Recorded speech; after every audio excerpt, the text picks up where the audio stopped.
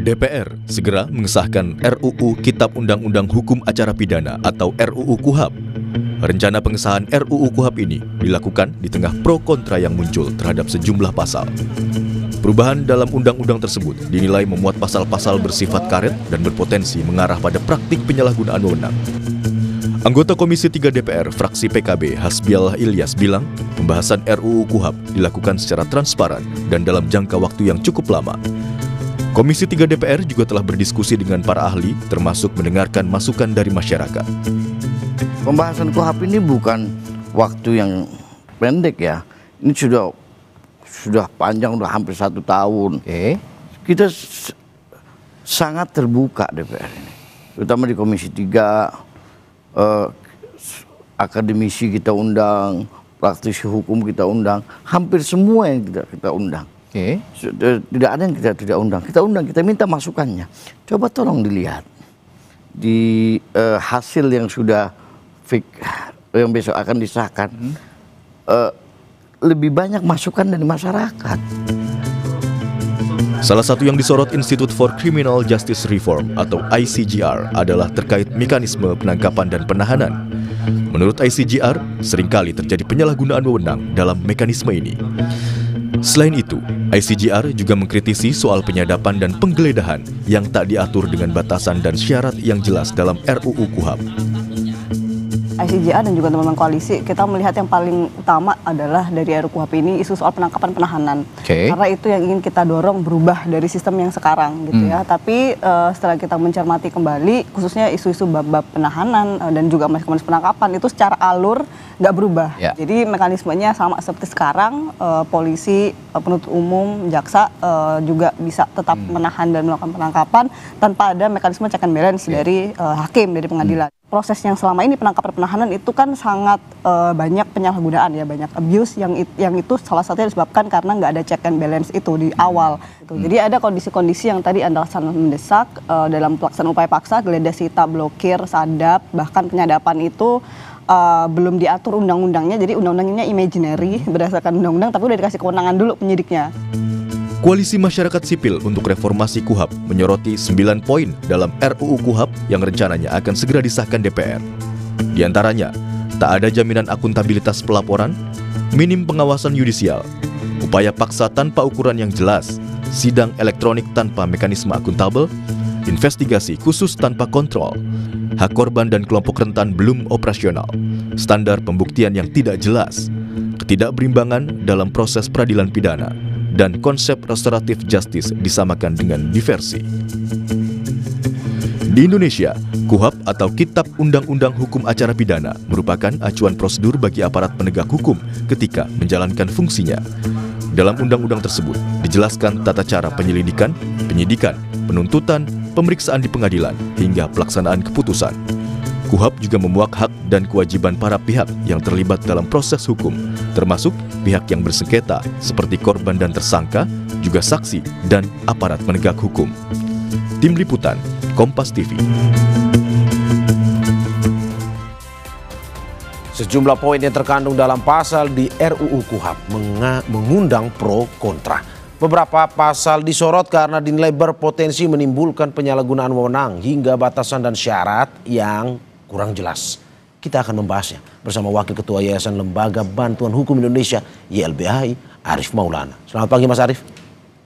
Selamat pagi Mas Mario. Terima kasih sudah bergabung di Dialog Sapa Indonesia Pagi pada hari ini. Mas, menurut Anda pasal mana saja di RUU KUHAP yang kontroversial, yang hari ini kabarnya akan disahkan dalam paripurna? Ya, saya pikir ketika kita melihat RKUHAP ya yang akan disahkan hari ini, kami berpandangan bahwa masih terdapat berbagai ketentuan di dalamnya yang bermasalah, yang ini buruk kalau kemudian dipaksakan untuk disahkan oleh DPR dan juga pemerintah. Misalkan ya, pasal-pasal mengenai soal pelaporan, gitu ya. Jadi pelaporan ini bisa saja nanti diabaikan oleh kepolisian, dan ini banyak terjadi di kasus-kasus kekerasan seksual. Ketika kemudian tidak ada mekanisme komplain yang efektif, dan selama ini prakteknya kan kalau ada laporan tidak ditindaklanjuti itu diminta lapor ke atasan. Itu terjadi selama ini. dan tidak efektif, dan banyak undue delay atau proses hukum yang mandek di kepolisian bahkan hilang begitu ya. Dan ini masih dipertahankan. Belum lagi kemudian pasal-pasal terkait dengan upaya paksa seperti penangkapan, penahanan, penyitaan, penggeledahan yang itu tanpa kontrol sehingga membuka ruang abuse of power atau penyalahgunaan kewenangan oleh aparatur negara khususnya kepolisian. Yang menarik juga ada pasal soal restoratif justice, itu bisa dilakukan di tahapan penyelidikan yang mana tindak pidananya saja belum ada ya. Dan soal bagaimana polisi hari ini akan diberikan posisi sebagai penyidik utama yang akan menjadikan polisi superpower. Dan ini menarik kalau kita bicara pasal ini bertentangan dengan semangat untuk mendorong reformasi kepolisian, di mana kita tahu bahwa selama beberapa tahun terakhir polisi ini disorot karena banyak melakukan praktek-praktek abuse of power seperti kriminalisasi, penyiksaan, ya ada rekayasa kasus, bahkan juga penyalahgunaan kewenangan yang lain, yang itu sebetulnya kalau kita cek problemnya ada di soal pengawasan. Ya, bagaimana KUHAP existing atau KUHAP yang hari ini berlaku, Undang-Undang Nomor 8 Tahun 81 itu banyak membuka celah diskresi atau subjektivitas penyidik sehingga kemudian rentan terjadi penyalahgunaan kewenangan. Di dalam RKUHP yang baru ini bukannya kemudian itu diperbaiki, tapi bahkan justru dibuka ruangnya lebih lebar lagi untuk kemudian subjektivitas penyidik dengan alasan mendesak atau diskresional, itu berdasarkan subjektivitas penyidik melakukan upaya paksa itu bisa tanpa izin pengadilan, dan saya kira ini sangat berbahaya ya. Masih ada hal-hal kontroversial yang terjadi di yang terdapat di RUU KUHP ini. Pasal-pasal kontroversial yang ada. Belum lagi kalau kita bicara soal proses, Mas. Sampai dengan hari ini ketika undang-undang ini mau disahkan, tidak ada dokumen resmi yang dibuka oleh DPR RI dan bisa diakses oleh publik. Jadi kita ini diberikan janji-janji manis ya. Tetapi seperti kucing dalam karung, kita tidak tahu apa isinya dan bagaimana nanti ke depan mengatur, sehingga ini rawan sekali dan juga rentan ya ke depan proses legislasi yang tidak transparan, tidak akuntabel seperti ini akan terus dilanjutkan oleh pemerintah. Oke, Mas Arief, masih tidak transparan kalau menurut Anda. Tapi sebelum saya ke pertanyaan berikutnya, saya ingin disclaimer sedikit bahwa kami sudah mengundang Komisi 3 DPR RI untuk juga berdiskusi dan berdialog bersama kita, tapi memang masih menunggu jawaban untuk bisa hadir di Dialog Sapa Indonesia Pagi. Mas, tadi Anda sudah berbicara terkait dengan beberapa pasal. Salah satunya yang kita sorot juga adalah terkait dengan ini pada pasal 5 RUU KUHP yang mengatakan bahwa penangkapan bisa dilakukan pada saat penyelidikan yang belum terbukti ada tindak pidana atau ada atau tidak di situ. Menurut Anda ini berbahaya ke bagi betul, ada pasal mengenai hal tersebut ya.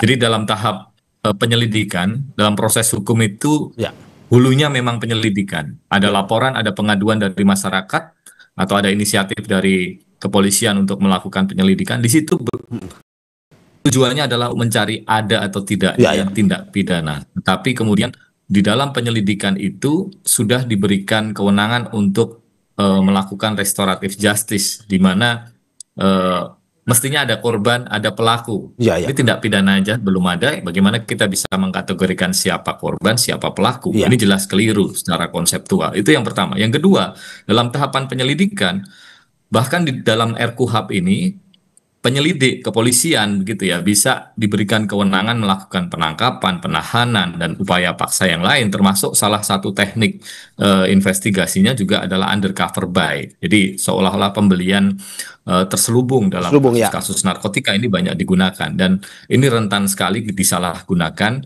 Jadi bisa semacam membuat tindak pidana. Jadi bukan membongkar tidak pidana, tapi merekayasa tindak pidana. Itu sangat dimungkinkan, dan ini saya kira menjadi pertanyaan besar terkait dengan transparansi, akuntabilitas, dan juga keadilannya ketika kemudian di tahap penyelidikan sudah diberikan kewenangan sebesar itu. Dan ini sangat berbahaya.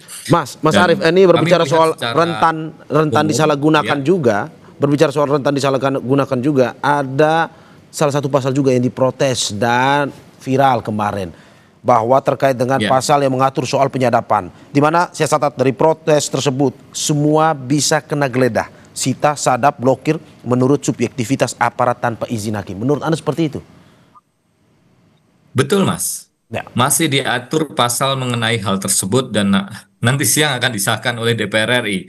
Dan tentu ini akan sangat mendegradasi ya perlindungan hak warga negara, hak asasi manusia, tersangka, ya siapapun dari kita yang kemudian berhadapan dengan kasus hukum bisa digeledah, disita, ya. Jadi kita warga sipil bisa disadap tanpa diminta izin gitu, Mas?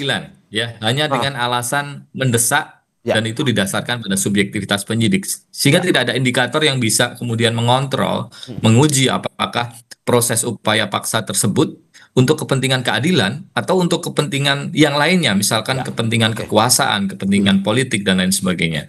Oke, Mas, apa yang akan dilakukan Koalisi Sipil Masyarakat atau YLBHI jika pada akhirnya hari ini katanya sudah dikoreksi oleh Komisi 3 terkait dengan KUHAP tersebut yang akan disahkan, tapi kalau misalkan masih ada pasal-pasal kontroversial, apa yang akan dilakukan?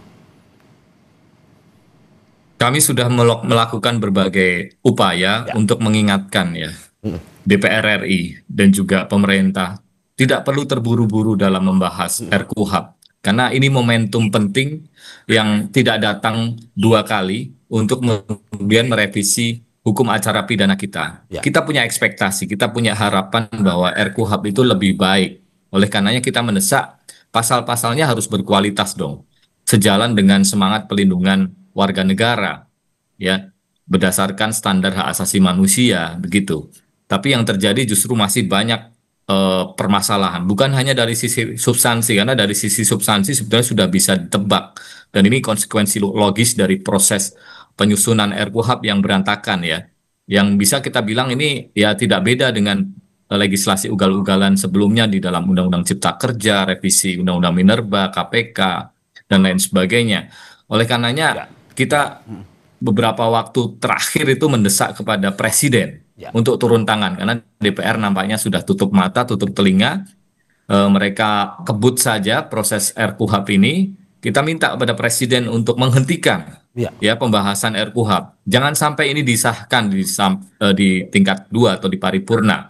Dan ada presidennya ketika saat pembahasan KUHP, Kitab Undang-Undang Hukum Pidana itu dilakukan di tahun 2002. Ya, Presiden Jokowi menghentikan prosesnya. Ya, meskipun sudah tinggal dibawa ke paripurna karena memang tuntutan dan juga masukan dari masyarakat bahwa RKUHP ini masih RKUHP saat itu masih sangat bermasalah dan saya kira ini bisa dijadikan presiden dan rujukan Presiden untuk menghentikan proses pengesahan RKUHP pada siang hari ini. Dan saya pikir ini pertaruhan masa depan penegakan hukum di Indonesia ketika kemudian dipaksakan RKUHP yang masih buruk, masih menyimpan banyak persoalan di dalamnya, itu kemudian tetap disahkan oleh DPR RI. Oke, Mas Arief, sedikit konfirmasi saja. Berarti kemarin pada saat pembahasan ini di DPR, YLBHI menjadi salah satu yang diminta pendapatnya terkait dengan KUHP ini, tapi merasa bahwa sampai saat ini tidak diindahkan apa yang disampaikan oleh YLBHI tersebut. Begitu ya? Iya, betul Mas. Kami memang diundang. Ya, diundang sekali. Ya, tetapi ingat bahwa meskipun DPR RI mengundang banyak pihak, itu saya kira baik. Tetapi prinsip penyusunan legislasi itu harus memperhatikan partisipasi bermakna sebagai sebuah asas yang harus dipenuhi secara sepenuhnya, bukan hanya sebagian. Ya, bukan hanya hak masyarakat untuk didengar, tapi juga mendapatkan informasi yang transparan, utuh, begitu ya, yang bertanggung jawab terkait dengan draft. Kemudian juga dipertimbangkan masukannya ya dan dijelaskan apakah masukan ini diterima atau tidak. Kami sudah bersurat secara resmi pasca memberikan masukan di sekitar di bulan Juli begitu ya, untuk mendesak kepada DPR RI dan juga pemerintah menjawab apa tanggapan DPR RI terhadap masukan-masukan kami. Jangan hanya didengar saja seolah-olah kemudian diterima masukannya, tapi ternyata sekedar hanya menjadi etalase karena pasal-pasal yang ada di dalamnya itu tidak banyak berubah, ya masih sangat bermasalah. Dan saya pikir ini manipulasi terhadap prinsip partisipasi bermakna. Jadi ini langkah yang saya kira tidak bijaksana dan tidak selayaknya kemudian KUHAP ini untuk kemudian disahkan dengan situasi demikian. Dan kami juga kemarin melaporkan panja KUHAP ke DPR RI karena kami nilai melanggar proses pembentukan peraturan perundang-undangan dan secara etika kebangsaan tidak patut untuk kemudian KUHAP ini disahkan. Terima kasih Wakil Ketua YLBHI Arief Maulana atas apa yang disampaikan. Terima kasih juga sudah diskusi hangat pagi ini terkait dengan pro kontra RUU KUHAP. Sekali lagi terima kasih Mas Arief. Sehat-sehat selalu. Terima kasih banyak Mas Mario.